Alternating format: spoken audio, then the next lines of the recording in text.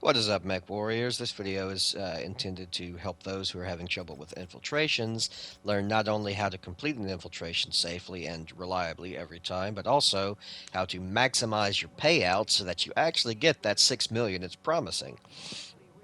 First things first, whenever you do an infiltration, if you want to actually treat it as an infiltration, more or less, go alone and take a single light mech. You don't need to bring a full lance. There should be no need for that. The majority of your combat's going to be stomping and popping a tank or a turret here and there. That's pretty much it for basically every infiltration. I like the Locust PB. The Raven H is a good one too. Fire starters are good. Anything with 100 kilometer an hour or close to that, or even faster, is great because you can just run in and out of radius or of detection radiuses without having to worry about anything. When you start the mission, in every infiltration, you have to walk up to an objective first within the Allied zone. They give you the spill about all the things you need to do, and then the objectives will pop up afterwards. There are always secondary objectives with every infiltration. One of the secondary objectives is always evacuate without triggering a general alarm. Now, a general alarm is when the entire map is aware of you. You can set off minor alarms like for specific little pockets of enemies that you're fighting. You can do that. That's no problem as long as you're able to destroy them within a minute. You're not gonna lose that secondary objective. As you can see here, that's no big deal. They're alerted for all of 5 seconds and then they're dead. These small pockets of enemies, just because you can easily avoid them doesn't mean you should, because the tanks often have loot, and this is how you're going to get a lot of your extra salvage points for your total payout bonus. If you ignore these little pockets, you're gonna lose money. You're gonna lose loot. This is especially important earlier on, whenever you're not having access to a lot of weapons and ammunition and things like that. Infiltrations are like a new player's best friend. If you learn how to play these on a new career campaign, you're talking about easy money. You don't have to worry about replacing arms and legs and lost parts and things like that. Just take the starter javelin you had and run through these bitches like it's nothing. It's going to be no problem at all.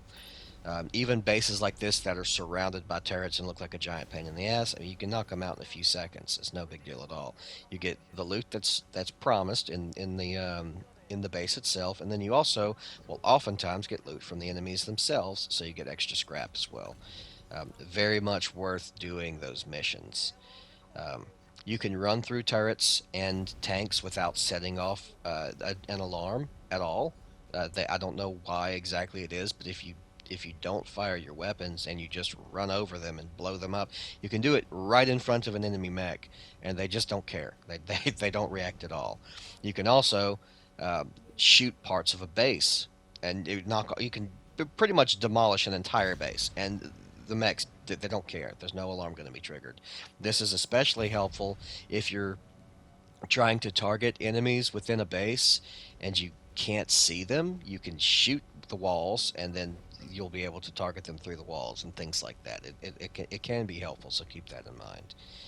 Um, if you're checking the map and you see off in the corner of the map somewhere there's this little pocket of enemies that don't seem to be defending anything, wipe them all out if you can do so quickly.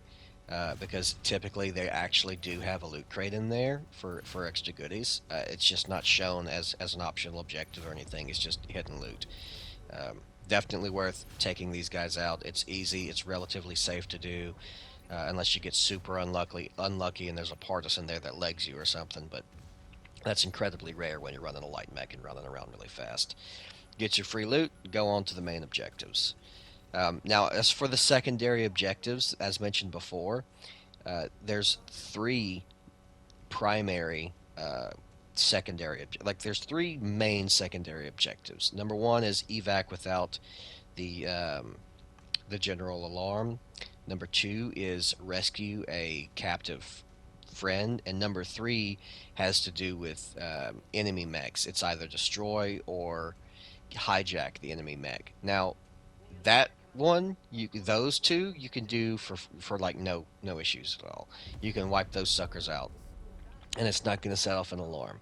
If it tells you to hijack or destroy an enemy mech that's powered down, do it.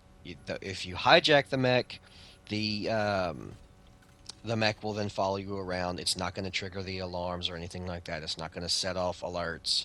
It's basically invisible no matter what it is. Yeah, I've captured an Atlas before and had it walking around behind me in my little locust, and it never triggered any alarms whatsoever. Um, if it's the destruction one, that's typically alone, or maybe there's a turret or a tank or something defending it, shoot it in the face, kill it as quickly as you can, because if you're slow on that one, it will power up and it will then become an enemy that you have to worry about. Um, so you have to make that objective like your first one. If you have to save a friend, however, that will always replace the evac without a general warning, because you cannot, as soon as you try to rescue your friend, the whole base goes on high alert and comes after you. It's not worth doing 99% of the time.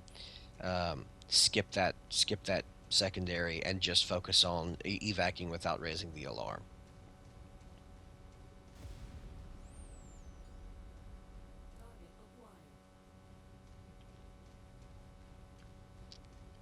Now here's a good example of a base that seems like it's impossible to get to, but as you can see, mechs don't care about turrets. You can run in, step on the turret, run back out. As long as you don't shoot the turrets, they don't care. You just find an in-between point where they're not going to be able to detect you with their proximity alert. Once you do that, you can just walk up, steal the loot, and then walk right back out like you were never there.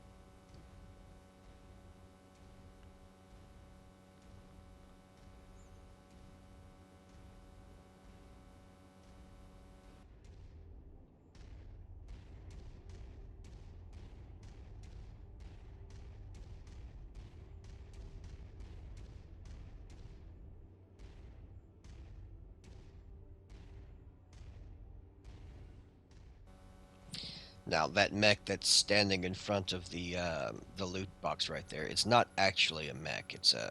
It's decoration. It's supposed to be like a working mech or something, but it doesn't actually do anything. It's just decoration. Don't let them fool you.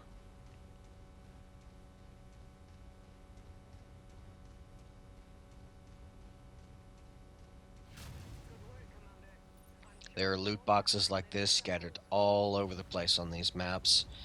You can often kind of see like what looks like little bases on the map in areas that otherwise seem unoccupied. Um, Definitely good to seek those out and get that loot. It can add up to several hundred thousand or even millions in loot if you collect everything. I've actually found salvage crates with 2 million just sea bills, 2 million sea bills in them before. So it's always worth pulling those out, not only for the sea bills, but also the loot that they can give you can be up to tier 5 quality weapons if you're in a rep 14 to 15 area and you get super lucky. We've completed our scans on the target's local bottleneck forces. The client will be pleased. New target, Stalker.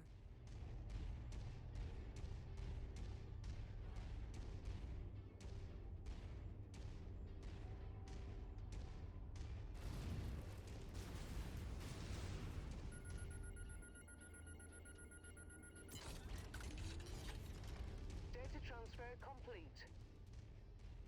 Those weapons will make a fine addition to the armory.